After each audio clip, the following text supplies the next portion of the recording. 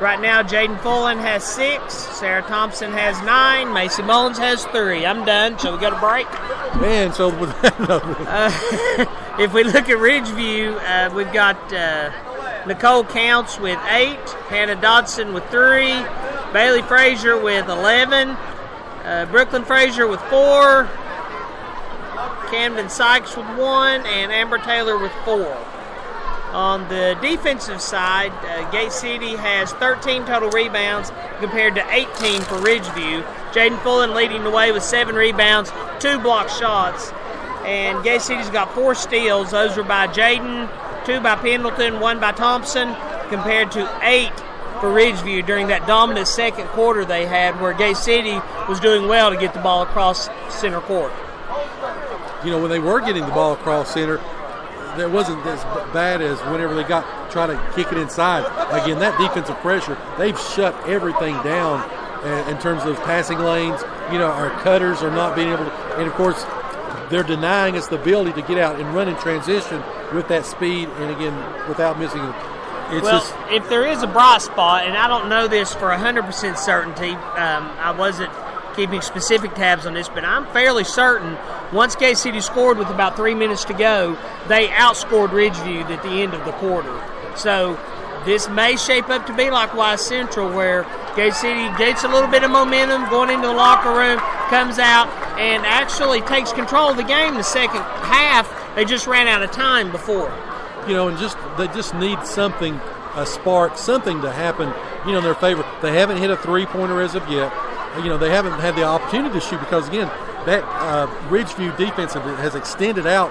They've created pressure along the three-point shooting line. Again, Thompson doesn't have any threes. You know, normally Mara is good for a 3 or 2. Kate's always, you know, she's averaging 1 a game over the last 5. She's yet to score.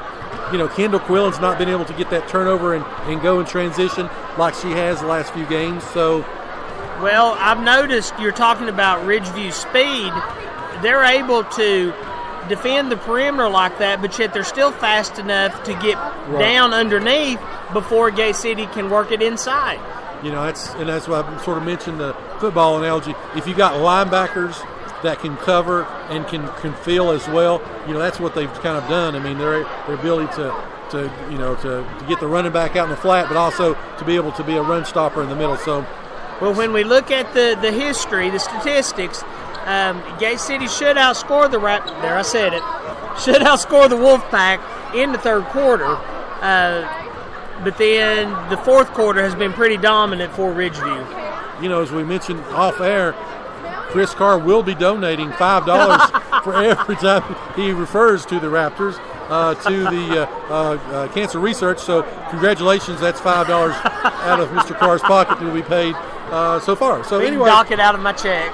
So anyway, we'll talk to the Kingsport City schools and see if we can get that automatic withdrawal. So we got about 2.5 minutes left here. We'll take another break, come back again, get you ready for the second half of Gate City and Ridgeview. The Raptors? No. The Wolfpack. There we go. Yeah, and you're listening to the home of Blue Devil Sports. This is Gate City Sports Radio. America's ingenuity in medicine advanced the world. Premier Pharmacy's innovation has changed the profession. At Premier Pharmacy, what we create is personal. For our patients, one size doesn't fit all. So let the grocery stock your food. Let the retail chains print your photos. Let the supercenters sell you shampoo. At Premier Pharmacy, we'll make your medicine. For more information, call 423-245-1022 or visit rxpremier.com.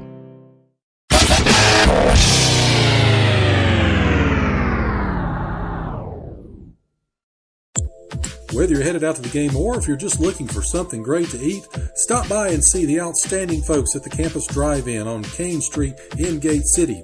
Campus Drive-In supporting Gate City Athletics for over 60 years, and they have a tremendous selection of breakfast, lunch, and dinner items, and they're open 7 days a week.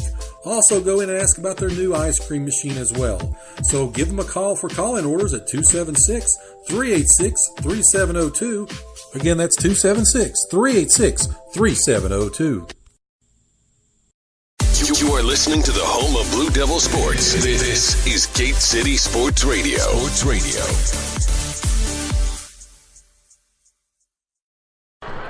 And we're back here. Less than a minute left until, again, the start of the second half. Both teams are now back out. The Ridgeview came out first. Gate City came out with about 2 minutes left, shot a few shots, and here they are now in their huddle. Chris, what are you saying to them as we start off the second half? Well, I know as a coach, when I coached basketball, unfortunately we faced this situation quite a bit. And I would just tell the girls, win this quarter, first things first. Win this quarter, then we worry about the next one. You've got to start somewhere. And as we've talked about as well, the first 4 minutes, that's key in each half. Those first 4 minutes, we take a look at it right now, it's a 14-point advantage. After 4 minutes, are we closer, farther away, or are they just standing kind of, still? So one thing I do like, the girls have not let up at all. They're not. No. They don't have their heads down. They're still fighting, and honestly, they are still in this game. It's not out of control. They've still got the opportunity to climb their way back into it, and they made a little bit of a run right there at the end of the quarter. So Gate City will be going left or right now on your radio dial. Again, Sarah Thompson inbounds it here as we start the second half, 32-18. Thompson's got the ball. She passes over to Fullen. Fullen up top. It's a give and go. She gets it inside to Thompson, who draws the foul. Going to get that one on number 31. That's going to be Camden Sykes. That's going to be her first foul, first team foul. Gate City may have the idea of getting some fouls, getting to the free throw line, stopping the clock, cutting into the lead. Again, Gate City's got the ball as an inbound underneath their own goal. Well, Brooklyn Frazier has 3 fouls. If we could really get her in foul trouble, she's got 4 points on the day, but she's played really good defense. If we get her out, that would help things. As give and go, another pass is knocked away. Another turnover as it's going to be Ridgeview basketball. Here comes the Lady Wolfpack. Bailey Frazier's got the ball. She kicks it over to sister Brooklyn. Brooklyn over to Nicole Counts. Counts drives all the way in. Rejected, though. And they're going to call a foul. It's going to be on number 50, Amber Taylor. That's going to be her first foul, second team foul for Ridgeview. Of course, on each dead ball, that allows Ridgeview to set up that press as they've got it set up here, and Gate City does inbound. And Samantha Gerald's got the ball. She kicks it over, and it's going to be another turnover as inside goes the rebound. Brooklyn Frazier off the bad pass. Yeah, they can't make little lobs across the court like that. No. As Fullen's got the ball, she kicks it over to Thompson over to corner. First time and up and in, bang. Here comes Sarah Thompson.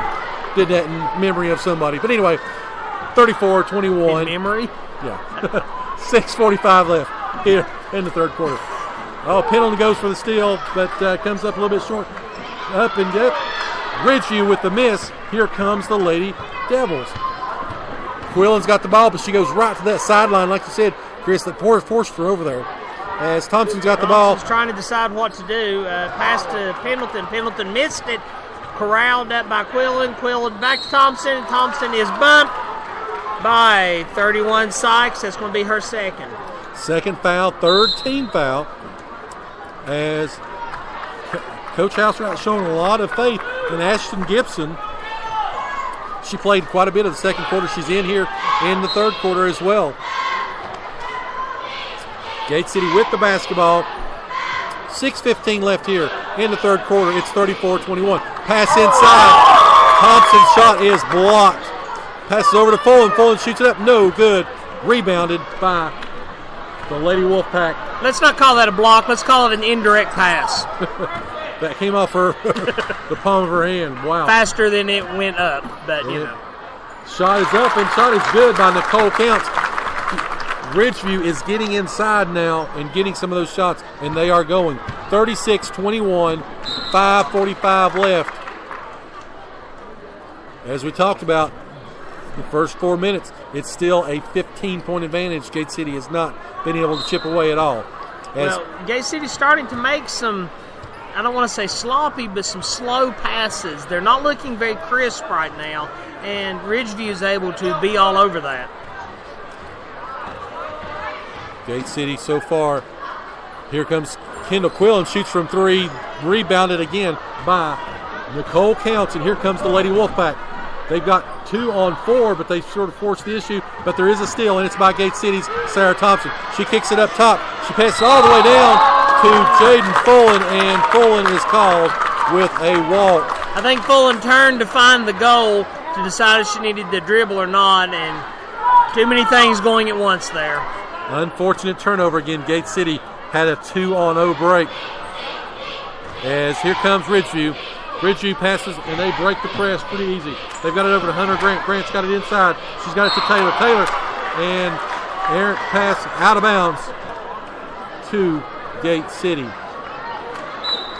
Actually, the pass went to Jennifer Atwood and her husband, friends of my sister, sitting in the audience. They caught the ball.